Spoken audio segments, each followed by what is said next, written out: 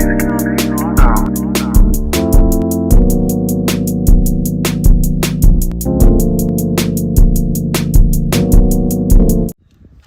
simply using the probe, you can take all those tests. You don't need the harness for that. That's how it was. I mapped it out before I plugged it up. So that's open now. It's closed. That's in 2 ground. So just with the power probe, because that's way down in there, this makes it really easy. Where the harness comes in is when you need like the blue wire, when you need to see the change of state when the relay is in. And it did change.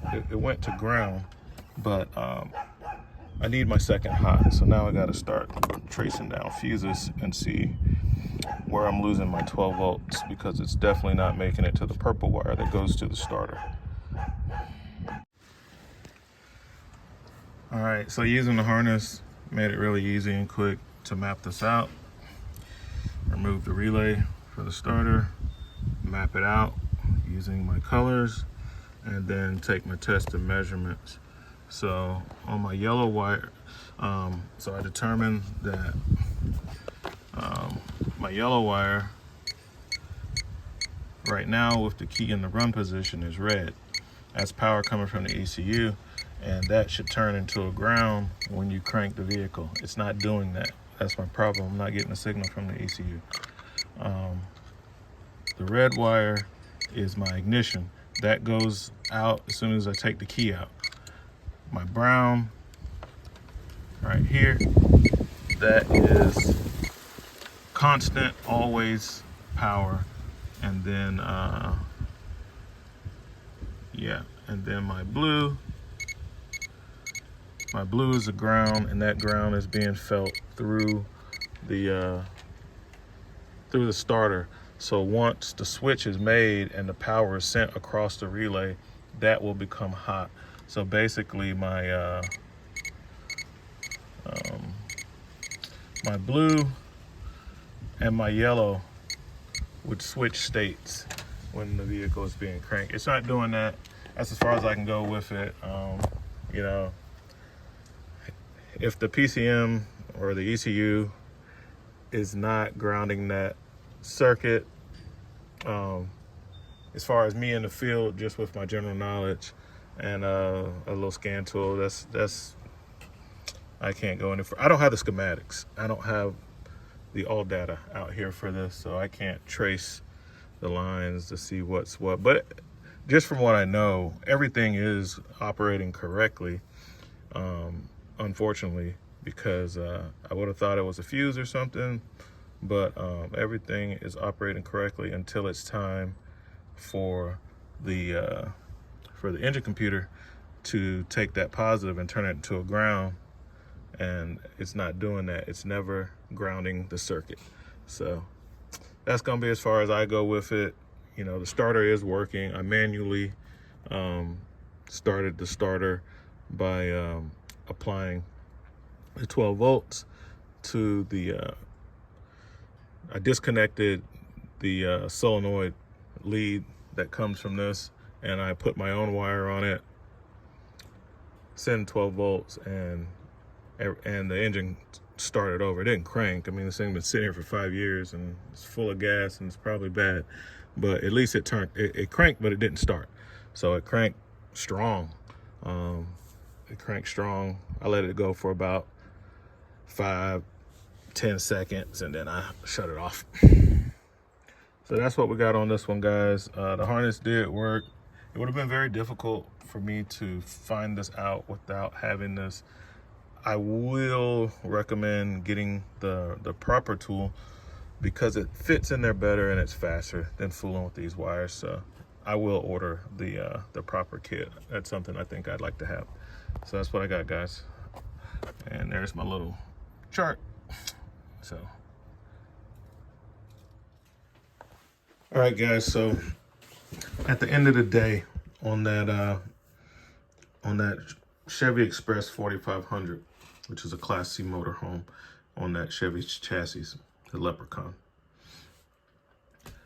After you get to a certain point, you know, especially if you don't have in-depth knowledge of the vehicle, you gotta have the schematics. I really don't like working on electrical stuff without the schematics, but I knew, I knew the basics of the relays on those Chevys. So I kind of remember what's supposed to be there, even though I didn't have the schematic. But once I got to the point where, and this is where all data and stuff like that comes in. I didn't have my laptop with me. Plus it started raining and hailing, and I don't even take my MacBook out like that because of stuff like that. It's not for in the field, which is why I typically don't work on chassis issues out in the field. But anyway, you can see I'm able to pull up a lot of information out of all data. Let's take a look at some of it. So this general information about where the components are. So I was working with this relay box as you saw in the video, and now I see right beside it, there's the engine control module. And we're having an issue somewhere between the engine control module and the relay because we're not receiving the ground signal. So let's jump over to the schematic and I can kind of show you better what I was talking about earlier in the video. So here's the starter relay that we were working with, right?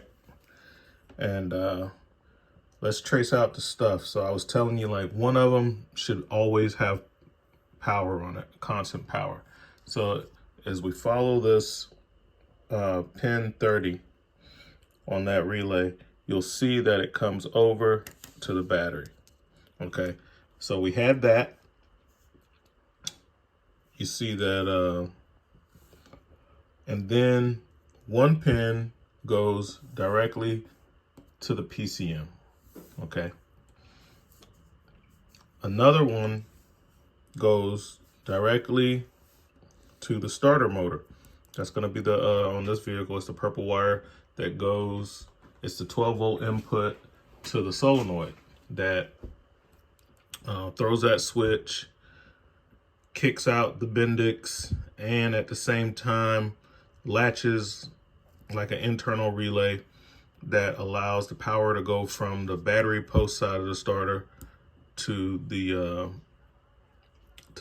motor so that it can actually spin. So the Bendix has to come out, and then it also has to spin. So you need two things working inside the starter.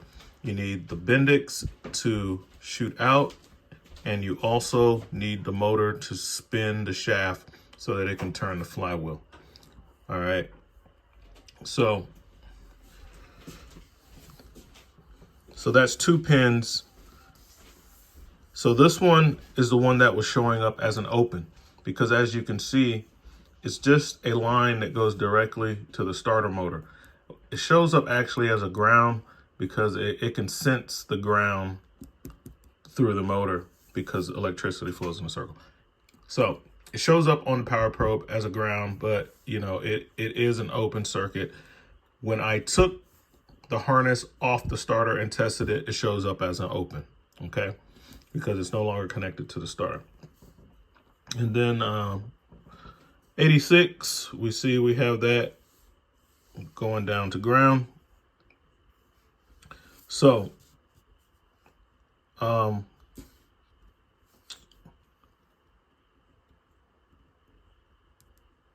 anyway, it's helpful to have the schematics because I know I had my power at all times, and then I had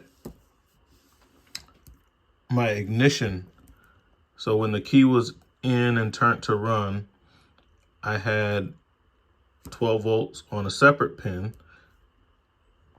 And then when the relay is inserted and it's in the circuit, the relay allows the power to go over to 86 as well.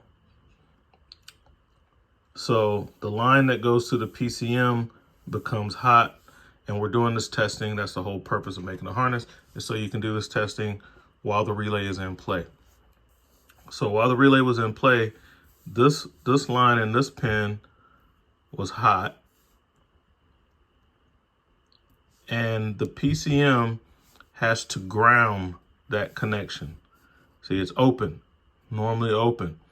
But when the PCM calls for crank, it grounds it, okay? And when it does that, the internal workings of the relay throws a switch, closes this guy, sends the power down to the starter so it can go ahead and start. Okay. So what we were having is this line going to the PCM. Everything else was correct on the relay. You know, I had my ignition. I had, this starts off as a ground, but as soon as you turn the key on, it becomes hot from the ignition. I had my constant, and then this is basically an open / ground, because this is the wire that goes to the starter after everything else works right and the switch is thrown. It sends the power to the starter solenoid, kicks out the Bendix, turns on the motor, it spins the flywheel, and we're off to the races. So the part we wasn't having is this guy right here. There's a circuit that goes from the engine control module to the starter relay. And so even though I knew that, it's nice, if you don't know it, this is going all data and pull up the OE wiring diagrams so you can know what you're working on. And then, but what I didn't know is, you know, which pins did what, which is why I used a harness to figure that out, okay, in the field. Now I'm at the point to where I know what I have to troubleshoot now, because I have a good starter. The Bendix will extend and the motor will spin, but it's never getting the signal. And I see in all data that 625 starter enable relay, yellow and black, that's this wire. 625, yellow and black, that's the wire that's supposed to send the ground signal, okay? So I know where the ECU is. Here are the connectors. And when I pull that connector, I am gonna be after pin number 5, right? I'm only pulling the connector to look for corrosion, because I did see corrosion in the relay box. Just a little background, this motorhome has been sitting in that same spot for 5 years. It hasn't cranked in 5 years. It's just been sitting there. So my next course of action, using the wealth of data, is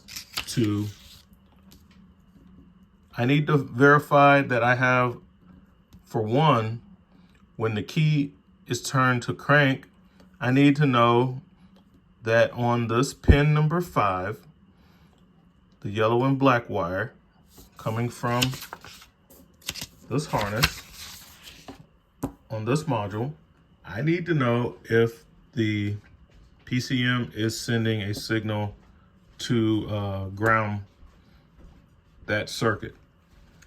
If it isn't, then that's pretty bad for the customer, because you need PCM. If it is, then I need to verify that I have continuity from here to here. So going through the wiring harness, coming to the relay box. I think this is one of those split relay boxes where you can take the top part apart and it has some more stuff underneath. Now to see if the corrosion is creating high resistance that's stopping the ground signal from getting through, which is stopping the relay from activating the starter.